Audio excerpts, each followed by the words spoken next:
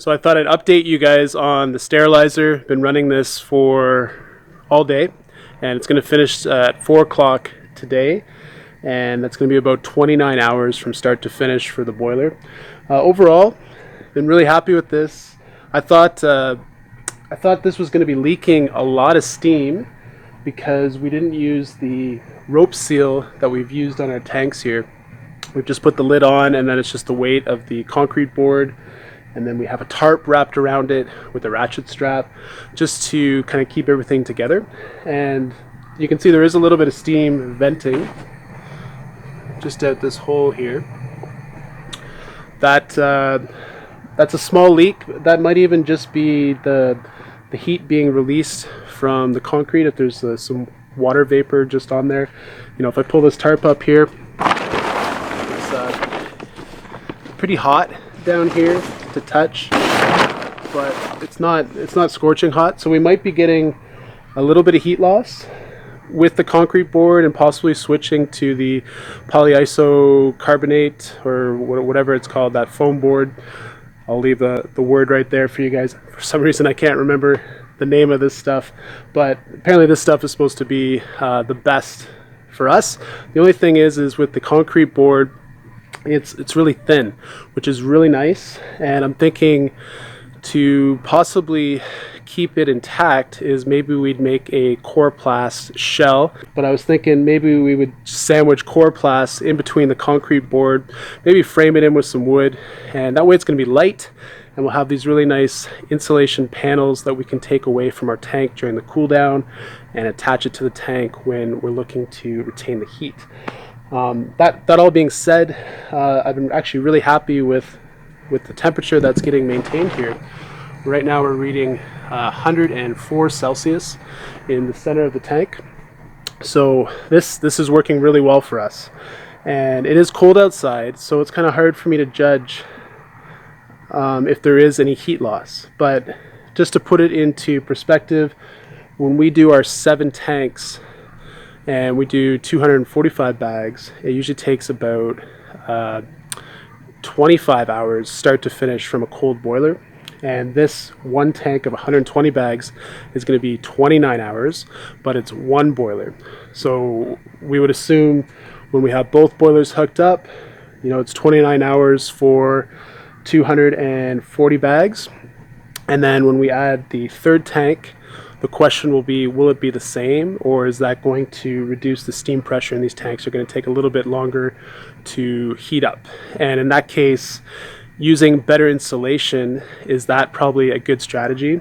Another note is I've turned down the boiler quite a bit, so we can actually burn more BTUs and pump more steam faster into these tanks at a little bit higher propane cost, and then the water is going to evaporate in our boilers faster, and then having this auto refill bucket becomes necessary.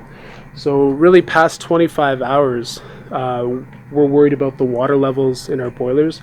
I'll just bring you over here real quick and I'll show you that. But this has been a great solution for us, this auto refill bucket. And right now it's cold outside, so the water lines we don't want to turn on. So I've just hooked this up. I'm literally just pouring water into it. So this fill valve doesn't actually matter. And then we have a check valve just right here. So water can only go down into the system. And then we toggle how much water flow we want added to the boiler. And then the boiler right here, we're not actually using. So this switch we've just turned off right there, if you guys can see that.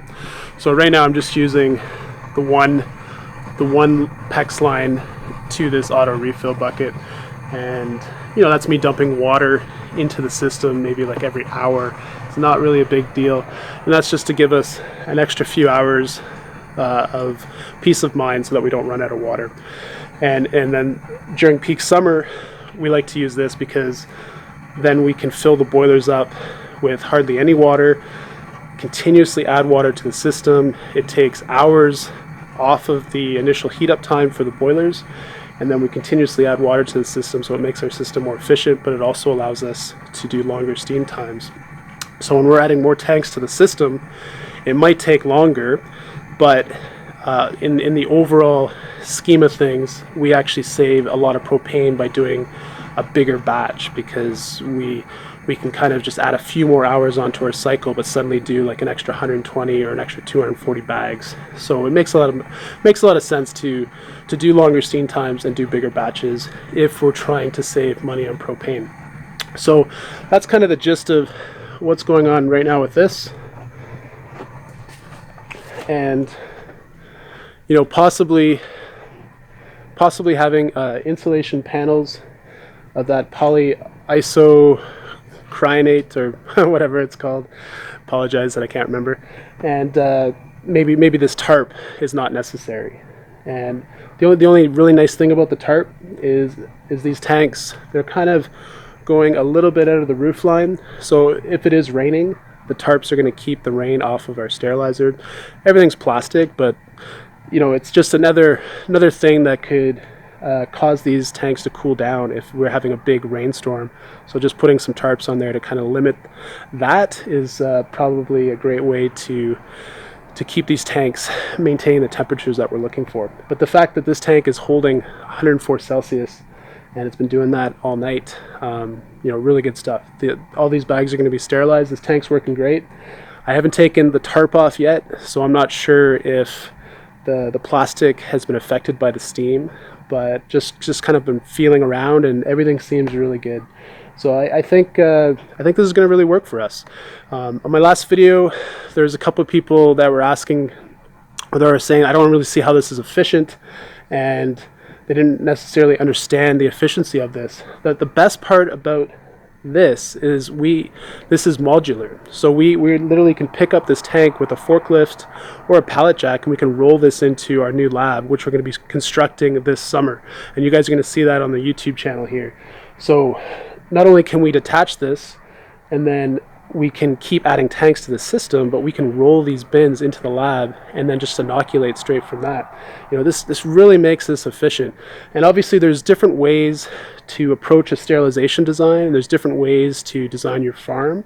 But for my farm, which is outdoors and I'm not in a warehouse, this is a really good solution for us. So I'm not saying this is the best design for everyone, but this is truly unique to the industry. And this is really going to work well for us. So this is why I'm really excited about it.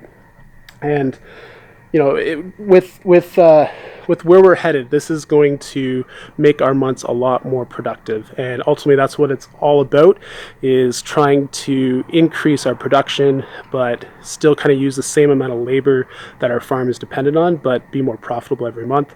And that's how our farm is going to do really well. So that's what we're trying to work on right now. So anyways, I'll keep you guys posted on this. I just wanted to kind of do a quick video to show you that it's been really successful, this first trial. And when I first started out in this business, a lot of this stuff doesn't work the first time. So really excited to see this work. And leave your comments below if you guys have any other questions. I always appreciate some feedback on this. I like sharing, so I can kind of open source all my ideas, but also give you guys ideas to help you out if you think you can adopt something like this. Anyways, we'll see you guys in the next video.